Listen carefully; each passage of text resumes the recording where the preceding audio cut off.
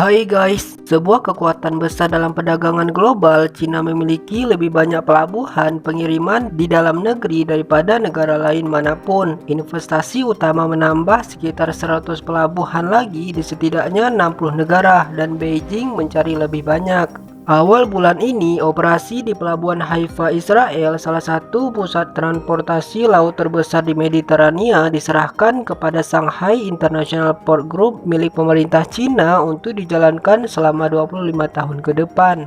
Perusahaan pengapalan raksasa Cina lainnya, COSCO Shipping, siap memperluas jejaknya di Eropa dengan mengambil saham di Pelabuhan Hamburg. Negosiasi dilaporkan berjalan dengan baik dan kesepakatan diharapkan segera.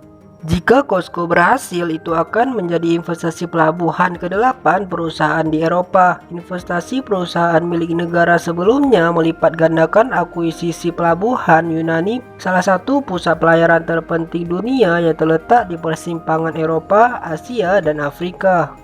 COSCO membeli 51% saham perusahaan pengelola pelabuhan tersebut pada 2016 setelah pengadilan Yunani memberikan lampu hijau bulan lalu. COSCO sekarang dapat meningkatkan sahamnya di Piraeus menjadi 67%.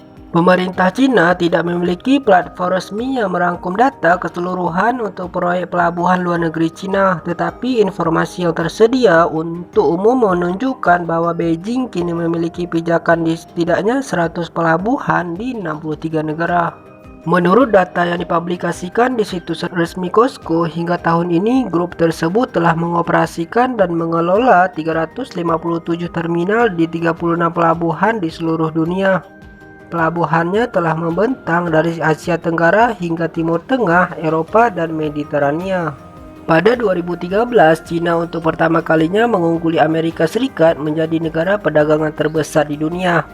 Pada tahun yang sama, Presiden Cina Xi Jinping mengusulkan kerangka kerja strategis dari apa yang disebut Jalur Sutra Maritim Abad ke-21, jalur laut bagian dari Belt and Road Initiative yang lebih luas. Rute perdagangan khusus MSR menghubungkan Cina ke Asia Tenggara, Afrika, dan bahkan Eropa melalui laut. Perusahaan Cina sekarang menjadi pemilik semua pelabuhan utama di sepanjang rute tersebut. Sam Bedson dari Nottingham University Business School mengatakan masuk akal bagi Cina untuk terlibat dalam kesepakatan ini, mengingat volume kontainer yang terus dikirim oleh Cina dengan tingkat pertumbuhan yang semakin cepat. Lebih dari seabad yang lalu, Kapten Alfred Thayer Mahan, salah satu penulis Amerika paling berpengaruh pada zamannya, menetapkan pelabuhan laut sebagai salah satu dari 3 pilar kekuatan laut. Tulisannya berpendapat bahwa kendali Inggris atas lautan sangat penting untuk kemunculannya sebagai kekuatan global yang dominan. Pandangan tersebut sangat mempengaruhi pembuat kebijakan Amerika. Laporan oleh media resmi Cina dalam beberapa tahun terakhir menunjukkan bahwa sejak 2013 Presiden Cina Xi Jinping telah mengunjungi pelabuhan hampir setiap tahun, termasuk kunjungan ke pelabuhan Piraeus pada 2019 di mana MSR Cina dan Belt and Road terhubung, dan sebuah proyek yang didorong oleh Xi secara pribadi dengan para pemimpin Yunani beberapa kali. Beijing mengendalikan atau memiliki investasi besar di semua pelabuhan. 15 pelabuhan teratas dunia berdasarkan volume peti kemas. Beijing mengendalikan atau memiliki investasi besar di semua 15 dari 15 pelabuhan teratas dunia berdasarkan volume peti kemas.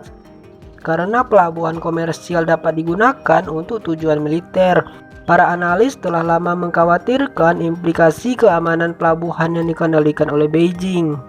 Pangkalan militer luar negeri pertama Cina didirikan di Pelabuhan Djibouti yang terletak di pintu masuk ke Laut Merah dan terusan Suez. Militerisasi Cina atas proyek pelabuhannya di Djibouti berfungsi sebagai peringatan terhadap kepentingan pelabuhan Beijing di negara lain, antara lain seperti Tanzania, Uni Emirat Arab, Pakistan, dan Burma, kata Singleton. Salah satu masalah paling sulit antara Amerika dan Israel dalam beberapa tahun terakhir adalah pengambil alihan pelabuhan Haifa oleh China, tempat armada ke-6 Angkatan Laut Amerika berlabuh. Washington khawatir pelabuhan itu akan memberikan kesempatan untuk pengawasan China. Mantan perwira intelijen Israel menunjukkan bahwa pelabuhan tersebut dapat dengan mudah digunakan untuk mengumpulkan intelijen angkatan laut. Anda dapat melacak keberadaan kapal dan komunikasi setelah Anda memiliki dan mengoperasikan situs port. Ini sangat mudah dilakukan. Anda dapat melakukan apapun yang Anda inginkan. Anda adalah tuan tanah di sana, katanya. Nah, itulah tadi pembahasan kita tentang suksesnya pembangunan pelabuhan Haifa yang menjadi satu dari banyaknya pelabuhan yang dibangun oleh China. Jika kalian ada saran, komen di bawah ya. Terima kasih udah menonton dan sampai jumpa.